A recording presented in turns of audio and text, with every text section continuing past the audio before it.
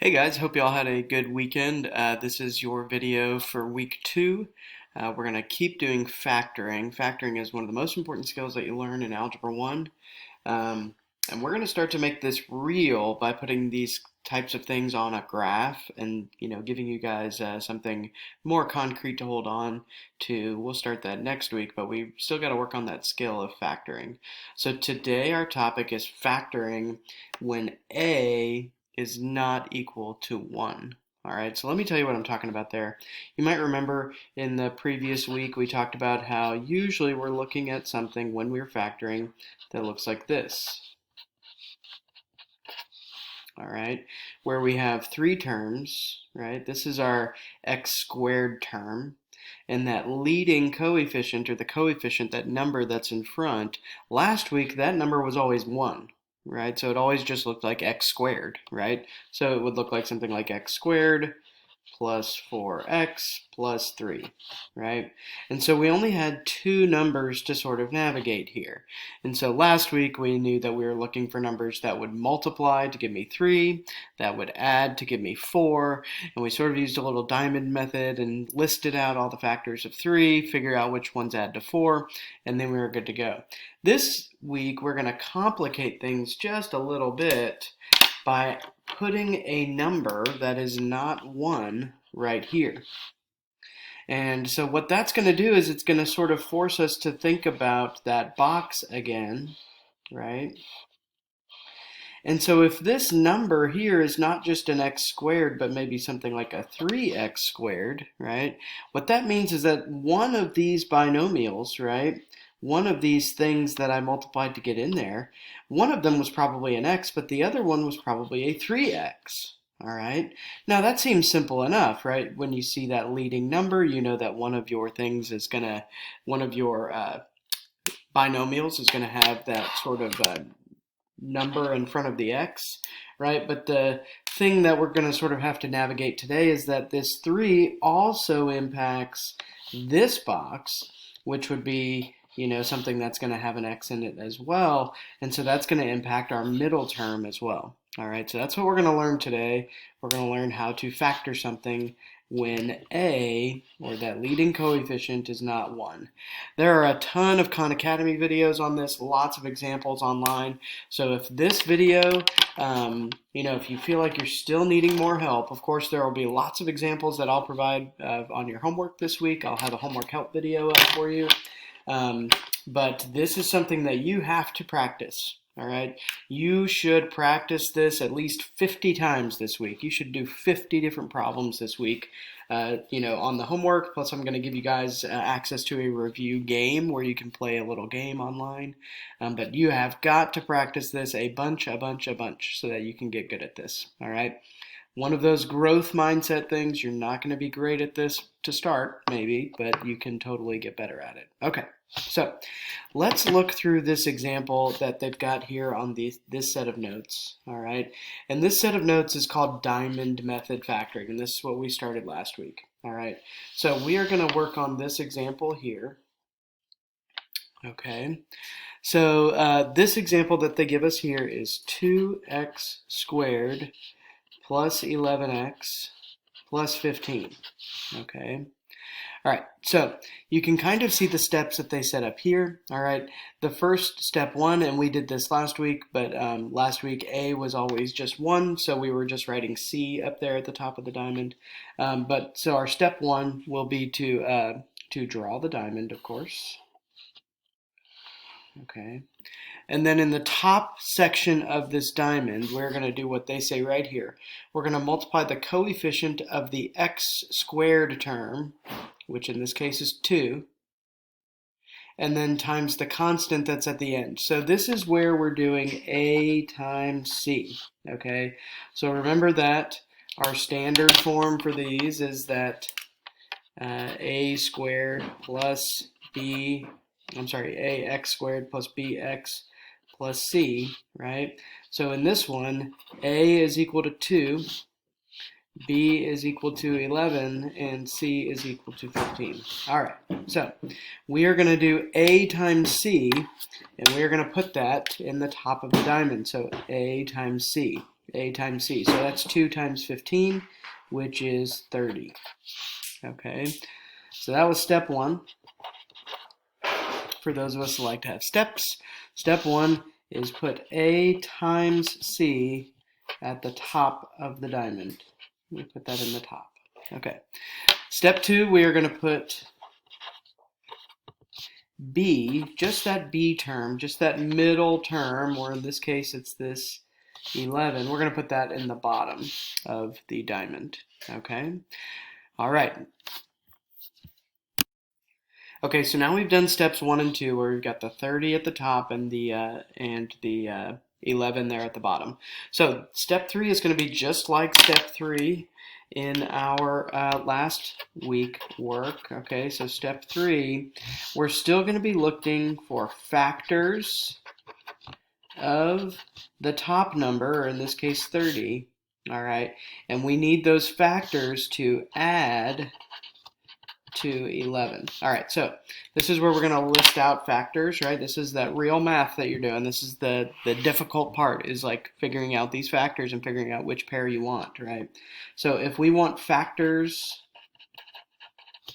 of 30, all right, so keep in mind that when it's a positive 30, that means that there's 2 ways you could get there.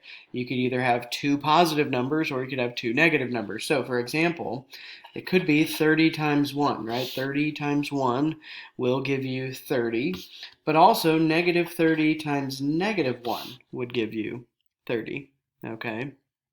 So we'll have to keep that in mind. Other ways to get to 30, you could have 2 times 15, or negative 2 times negative 15. You could also have 3 times 10, right? 3 times 10, or negative 3 times negative 10, obviously. Okay. You could also have 5 times 6, or you could have negative 5 times negative 6. Okay. So next we need to check and see which set of these factors will add to give me 11. All right, and so this one should be pretty easy. This adds to 31, this adds to 17, this one adds to 13, and this one adds to 11. So those are going to be our numbers, okay? So I'm going to put these numbers, just like we did last week, we're going to put them on the left and the right side of our diamond, okay?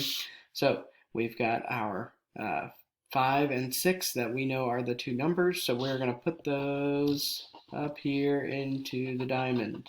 Okay, so let's write out what it is that we know about this problem so far. So far we know that we had a leading coefficient of 2 and a constant of 15. Okay, and we know that this middle term had to add to give me 11. Okay, so let's write out all 4 of these terms that I know went into making this. Okay, so I know that when I made 2x squared plus 11x plus 15, I know that that middle term was really, instead of being 11x, it was really a plus 5x and a plus 6x, and then the plus 15. All right, so let me explain what we did there. What we did there is we took what we knew from the problem, this 11x, right? And because we figured out the factors of 30 that give me 11, I know that that was broken into, in the original problem, a 5x and a 6x, right? And then we would have combined like terms to get this, right? But since we're sort of undoing this process, it's important for us to write it out using the sort of separated out method. Okay, so next we're going to do something called factoring by grouping. Okay, so first let's I guess write down what step 4 was. Step 4 was to separate the middle term. And when I say middle term, I mean the x term, the term that just has x's, right? So that 11x, we took the 11x and we made it 5x plus 6x. Okay. All right, now step 5. Step 5, we're going to do something called factoring by grouping. Okay. So Factoring by grouping is a really good strategy to help us kind of figure out how to turn this thing into two binomials, all right? Basically, what we're going to do is we're going to take these four terms and we're going to like group them up, right? We're going to put the first two terms together like this, and we're going to put the second two terms together like this. Now what I want to do is I want to take out a GCF, or take out a greatest common factor from each of those and then see what's left, right? So I know that 2x squared and 5x, what do those both have in common? Well, they don't really have anything in common as far as a factor with the number, because this is an even number and this is a 5, but they do have in common an x. So I'm going to pull an x out, right? Now if I pull an x out of both of these terms, what's left here is 2x, right? And the reason why I know 2x is left is because if I were to put that x back in, x times 2x would give me 2x squared. So I've taken out one of those x's. And then what's left if I take out the x on this 5x is just a 5. All right. Now I'm going to do the same thing here. I'm going to take out whatever it is that I can take out from a 6x and a positive 15. So we're looking for the biggest number, the biggest thing that I can pull out. Now, 15 doesn't have an x in it, so this time I can't pull out an x, but these numbers do have a factor in common. 6 is 2 times 3, and 15 is 5 times 3. So I can take out a positive 3 from there, all right? And what's going to be left is, if I were to like take a 3 out of here, I'm going to be left with 2, but I'm also going to be left with that x, so that'll be 2x. And if I were to take a 3 out of here, I'm going to be left with the plus 5. Now, something magical just happened, and this will happen every time when we do one of these problems. Something magical just happened. When I took the greatest common factor out of here, I was left with 2x plus 5. And when I took the greatest common factor out of here, I was also left with 2x plus 5. So what that tells me is that one of my binomials in the answer is 2x plus 5. Now, what's the other binomial in the answer? The other binomial is going to be taking this and sort of putting it in parentheses. These are the greatest common factors that we were able to pull out. We pulled out an x and we pulled out a 3. All right, so this factoring by grouping is sort of like a little trick, a little magic trick that happens. And when you correctly factor by grouping, you get the answer. So this is our final answer. All right. Now, I've got about 2 minutes left on the video, so what I'm going to do is double check this answer. Okay, so what I'm looking to do here is I want to make sure that these two binomials, this answer that I got, I want to make sure that when I multiply these together using the box method, I want to make sure that these give me that answer there. Okay, so we factored by grouping, all right, and then step 6 is to check your answer. And we do that by doing the box method, by multiplying our answer back and making sure that it gives us the original problem. Okay. All right, let me grab another sheet of paper here, and I will do that here at the bottom of the notes. Okay. So I'm going to take these two binomials that I got for an answer, and I'm going to check my answer. Okay, so to check my answer, I'm going to do the box method, 2x plus 5 and x plus 3. All right, x times 2x gives me 2x squared. X times 5 gives me 5x. 2x times 3 gives me 6x. And 3 times 5 gives me 15. All right, now I will write all of those pieces out. So that's 2x squared plus 5x plus 6x plus 15. Okay. And when I combine like terms, the 5 and the 6, which this should seem really familiar because it's exactly what we were getting before, we'll get 11x. So 5x and 6x added together gives me 11x. Don't forget that you add here. right? You multiply inside the box, and then you add when you're combining like terms. So I'm left with 2x squared plus 11x plus 15.